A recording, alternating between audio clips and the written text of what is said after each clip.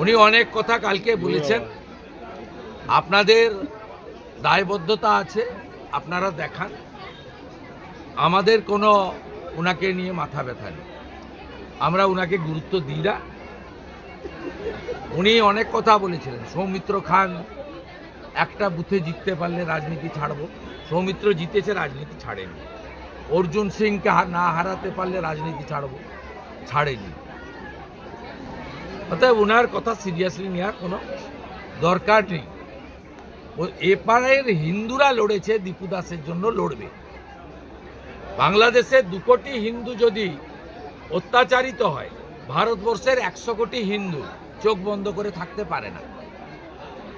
গাজার ইহুদিদের জন্য যদি ইসরায়েল লড়ে থাকে, বার্মার রোহিঙ্গা মুসলমানের যদি আশ্রয়স্থল বাংলাদেশ দিয়ে হয়ে থাকে, তাহলে বাংলাদেশের হিন্দুদের জন্য ভারতবর্ষের 100 কোটি হিন্দু কাঁদবে, লড়াই করবে, প্রতিবাদ করবে।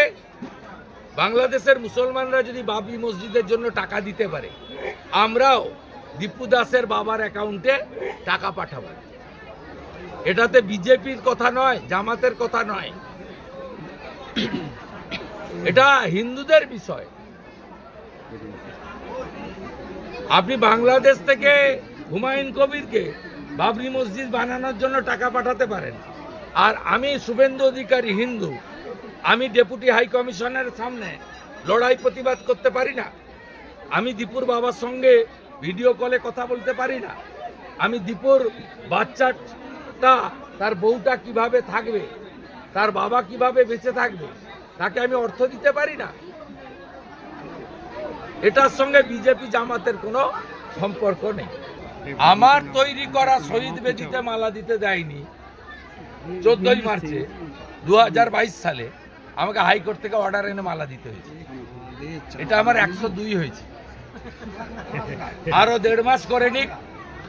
এই একইভাবে মমতা তার ভাইপোকে ভুগতে হবে। আমি আপনাকে বলে দিলাম, চিরদিন কাহারও সমান নাই যায়। আপনি যা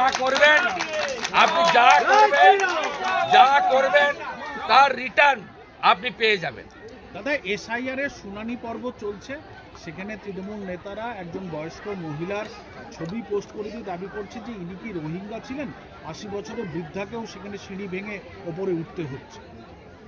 80 বছরের বৃদ্ধাকেও সেখানে সিঁড়ি ভেঙে না, স্পেসিফিক কে কোথায় কি করেছে আমি জানি না,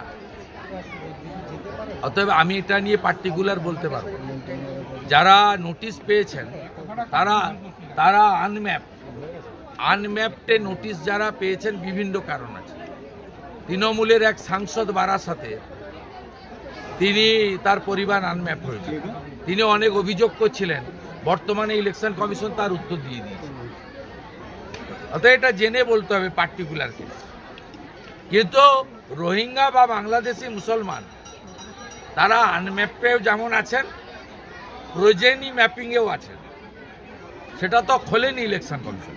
সেটা খুললে তখন বুঝতে পারবেন কে রোহিঙ্গা, আর কে বাংলাদেশি মুসলিম, আর কে ভারতীয়।